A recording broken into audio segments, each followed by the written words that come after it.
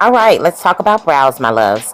You know those little frames of the face that we all obsess over? Now, I'm no makeup artist, but I've got my little routine that works for me, and I think it's worth sharing. So grab your spoolie. Any spoolie will do, honey. Don't overthink it, and let's get started. Now, first things first, we're going to brush our brows.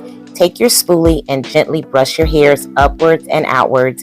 Yes, darling, we are lifting and fluffing. This is all about creating that base shape. Next up, we're going to lock those babies in with some brow gel. I'm using the e.l.f. brow gel, super affordable, and it gets the job done. Just comb it through your brows to keep everything in place. Now, here's a tip. If you have super unruly brows, try doing one layer, letting it dry, and then going back for round two. And don't worry if it looks a little shiny at first, it's going to dry down beautifully. Now, if you have a go-to brow gel, please share it with me. I love finding budget-friendly gems. Now this Build-A-Brow eyebrow pen, I really like that I don't have to sharpen it. It comes like a pen, just like that right there. Felt tip pen that never needs sharpening. And I can make hairline strokes. But before I make the hairline strokes, I'm going to go through and define my brows with this. Now here's where the magic starts to happen. We're framing the brows to really make them pop. I'm using the e.l.f. Hydrating Camo Concealer in warm beige. It's creamy and blends like a dream. Apply the concealer. I grab a stiff angled brush because it gives me the precision I need to outline my brows. Start by outlining the bottom edge, following your natural brow shape, and then do the same for the top. Now take your time here because this step really defines the brows and pulls the whole look together. Now to blend it all out, I switched to the Real Techniques Brightening Concealer Brush. It's soft and flexible, which works well for blending. So here is with just the brow gel and just me outlining my brows.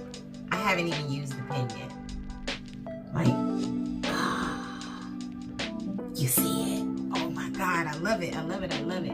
But honestly, I found it a bit too soft for my liking when working around the brow area. I prefer something with firmer bristles for better control. But this brush gets the job done, so we made it work.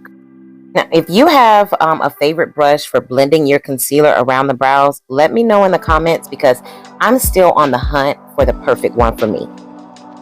Okay, now for the filling in part, I'm using the Maybelline Build-A-Brow in deep brown.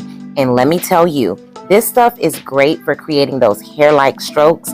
Just take your time, little flicks, my friends. This step is all about building the brow, not rushing it.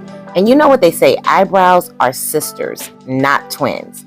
For me, my right brow is the overachiever, and it's always more defined. It just behaves better than the left one. Last but certainly not least, it's time to blend. Grab the spoolie again and brush through your brows, blending the hairs upward and outwards. This step softens everything and makes it look more natural.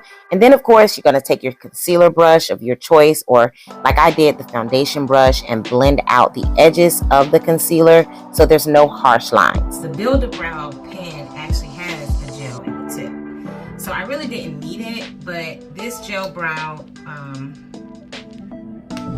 the brow gel that I got, it is a white gel and it goes on and it dries clear, whereas the Build-A-Brow, it starts off clear from what it looks like and it goes on clear. I don't know anything about this because I haven't used it, but I've used the e.l.f. one and it kind of holds things in place and my brows last longer throughout the day.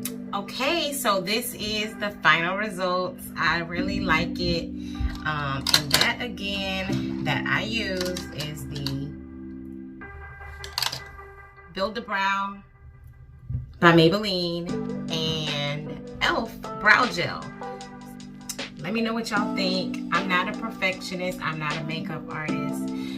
I'm just somebody who is doing their brows every day. So I do need to blend out the concealer a little bit more. I'll touch that up. Now, I bought this because I thought it was going to be a stiff bristle, but it's really soft.